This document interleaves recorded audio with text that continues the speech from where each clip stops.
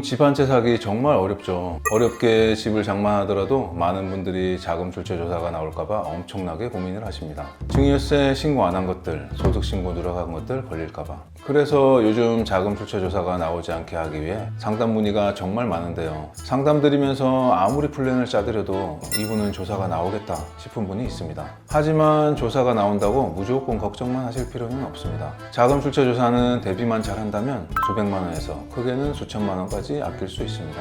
오늘 영상 잘 보시고 이해하시면 자금 출처 조사가 나왔을 때 엄청난 절세 효과를 보실 수 있을 것입니다. 좋아요, 구독 눌러주시고 주변에 좋은 분들 있다면 공유해주세요. 절세는 최영석.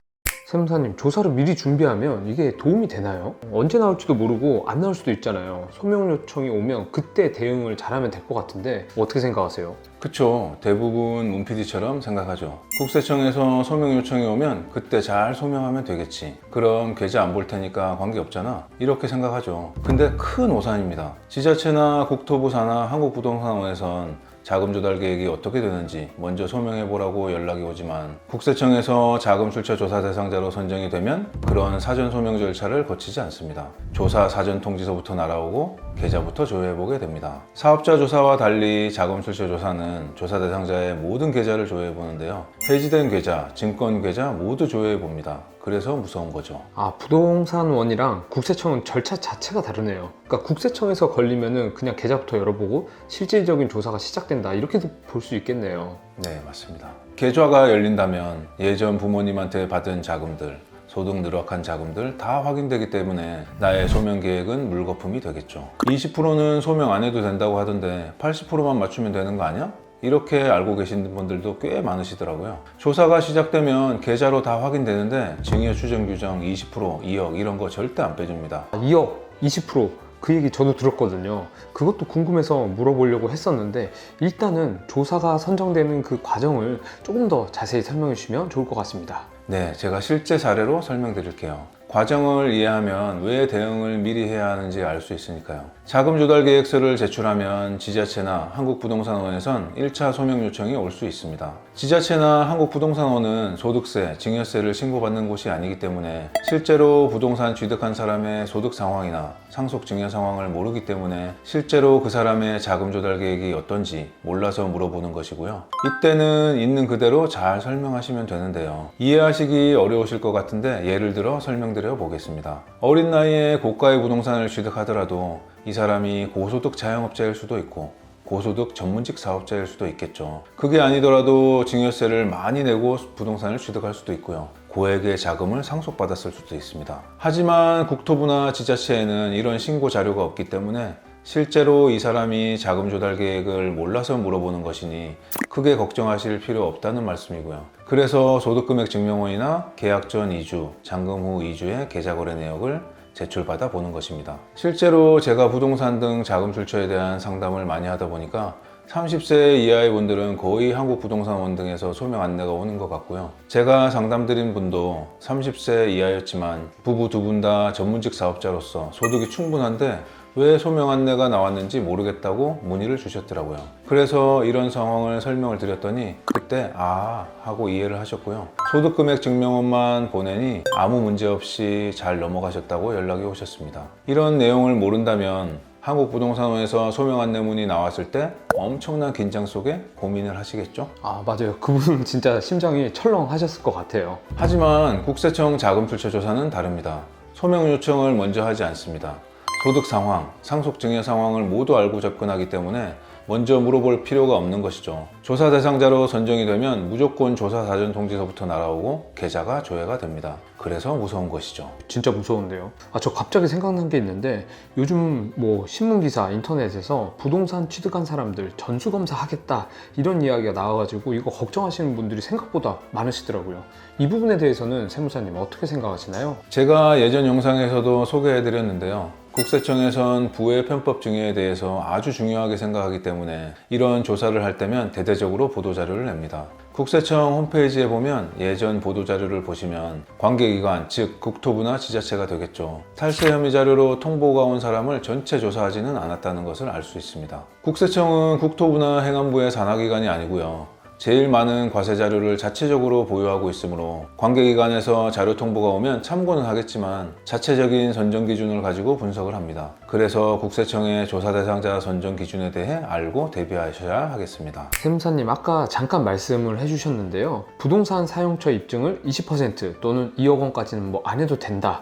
이 얘기 잠깐 언급을 해주셨어요. 사실 저도 이 얘기를 듣긴 했었는데 이게 사실인지 이게 어디서 나온 이야기인지 너무 궁금합니다. 이 부분은 제가 정말 얘기해드리고 싶었던 부분이었는데요. 각종 매체들의 증여 추정 규정에 대한 얘기들이 많더라고요. 20%, 2억 원까지는 소명을 안 해도 된다. 이 말이 과연 어디에 있는 걸까? 상속세 및 증여세법의 증여 추정 기준에 규정되어 있습니다. 아, 이게 규정에는 있는 말이긴 하네요. 네, 세법에 있고요. 증여 추정 기준은 세법에 있지만 자금 출처 조사 시에는 적용되지 않습니다. 쉽게 생각해 보시면 조사가 돼서 계좌를 조회해 보면 예전에 부모님한테 계좌이체로 넘어온 금액, 소득 늘어간 금액 다 확인이 되는데 20%, 2억 이런 거 빼줄 리가 없겠죠. 이 규정은 말 그대로 증여 추정 규정입니다.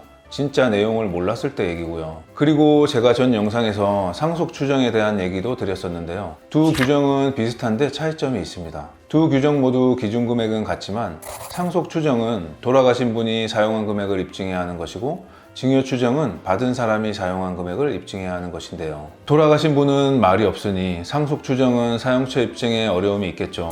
그래서 상속 추정 시에는 20%와 2억 원 중 적은 금액을 상속 추정 금액에서 빼주는 것이고요. 증여 추정은 받은 사람이 다 아는데 소명이 어려울 리 없겠죠. 그래서 기준만 삼을 뿐 증여 추정 금액에서 20%와 2억 원 중 적은 금액을 빼주지 않습니다. 증여 추정 배제 기준에 대해서도 각종 인터넷에 많이 돌아다니고 있는 썰들이 있어요. 제가 듣는 걸 좀 말씀드리면 30세 이상이면 얼마를 해주고 40세 이상이면 얼마 해주고 주택 살 때 이 금액 이하면 절대 안 걸리고 뭐 이런 썰들이 있거든요. 이건 어떻게 되는지 정확한 답을 알려주세요. 증여 추정 배제 기준은 상속세 및 증여세 사무처리 규정에 있는데요. 사무처리 규정이란 세무공무원들의 지침 같은 것입니다. 세법이나 시행령, 시행규칙에 없는 세부 내용들이 나와 있고요. 국세법령정보 시스템 사이트에서 훌령해 보시면 누구든 쉽게 조회해 보실 수 있습니다. 증여 추정 배제 기준을 보면 주택과 기타 재산을 구분해서 30세 이상이면 얼마, 40세 이상이면 얼마,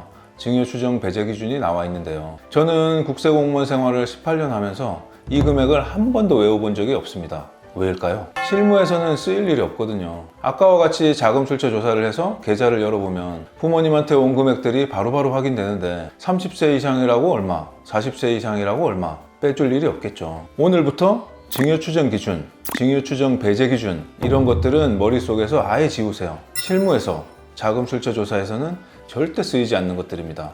아, 이거 굉장히 중요한 포인트인 것 같아요. 이거 혹시라도 정말 들으셨던 분들, 소문으로라도 듣거나 누구한테 뭐 가이드를 받으셨던 분들이 있다면 실무에서는 전혀 적용이 안 되는 부분이니까 정말 세무사님 말씀대로 잊어주시는 게 좋을 것 같습니다. 세무사님, 자금 출처 조사에 대해서 잘 대비해야 된다. 대비하면 답이 있다라고 말씀해 주셨어요. 저 이 부분이 너무 궁금한데요. 어떻게 하면 좋을까요? 자금 출처 조사에 선정되지 않기 위해선 국세청에서 분석할 때 어떤 것이 인정이 되고 어떤 것이 인정이 되지 않는지 정확하게 알고 접근해야 합니다. 이렇게 접근하고 대비했을 때 실제 조사가 나왔을 때도 많은 부분을 자금 출처로 인정받을 수 있습니다. 많은 분들이 개인적인 차입으로 자금 원천에 상당한 금액을 채워 넣으려고 계획하시고 계신데요. 개인적인 차입금은 국세청 분석 시 빠지고 분석될 가능성이 큽니다. 그렇게 되면 자금 출처 부족액이 상당히 커지게 보임으로써 자금 출처 조사 대상자로 선정될 확률이 높아집니다. 국세청에서 자금 출처 조사 대상자 선정 시 자금 조달 계획서를 가지고 분석하는 경우보다 부동산 취득한 사람을 전부 분석하는 것이 일반적이기 때문에 개인적인 차입 등은 빠지고 분석될 확률이 높은 거고요.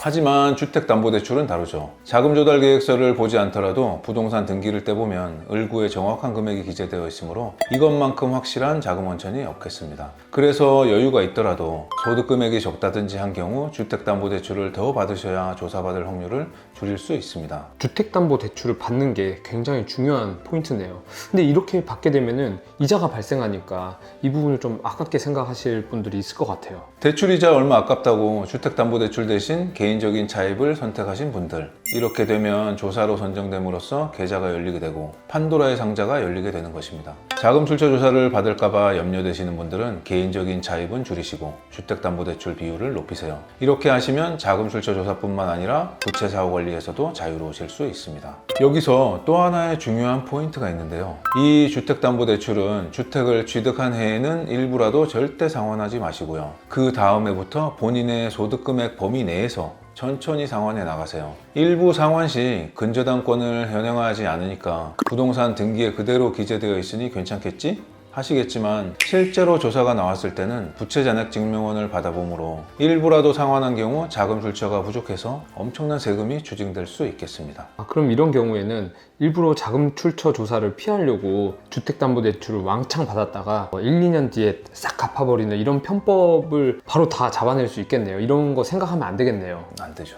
그리고 눈에 보이는 자금 원천을 만들어야 된다고 말씀드렸는데요. 자금 출처가 부족한 경우 주택을 취득한 해에는 금융재산은 최대한 줄이시는 게 좋고요. 이자 소득으로 추정이 됩니다. 제 예전 영상을 참고하시면 좋을 것 같고요. 마찬가지로 주택을 취득한 해에는 주식도 다 처분하시는 것이 좋습니다. 그래야 이 자금들이 부동산을 취득하는 데 들어갔겠구나 하고 눈에 보이게 분석이 됨으로써 조사 대상자로 선정될 확률이 확 줄어드는 것입니다. 절제는 피해서 오늘도 역시 너무 도움 많이 되는 내용들이었고요. 저도 잘못 알고 있는 부분들 너무 많이 해결됐어요. 아마 구독자분들도 어디 인터넷에서 썰로만 봤던 내용들, 잘못 알고 있었던 부분들 많이 정정이 되고 해결이 되셨을 거라고 생각을 합니다. 그래서 오늘의 주제, 자금 출처 조사를 어떻게 받아야 되는지, 어떻게 대비해야 되는지에 대해서 간단하게 정리 부탁드리겠습니다. 조사도 사람이 하는 것이고 조사 선정도 사람이 하는 것이기 때문에 제가 드리는 말씀이 100% 맞을 수는 없겠지만 이렇게 대비를 하고 국세청에서 조사 사전 통지서가 날아왔을 때 그에 맞게 잘 대처하신다면 상당한 절서 효과를 보실 수 있을 것입니다. 오늘 영상 도움되셨다면 좋아요, 구독 꼭 눌러주시고 지금까지 성실한 세무 최영석 세무사였습니다. 궁금한 점 있으시면 댓글 부탁드립니다. 감사합니다.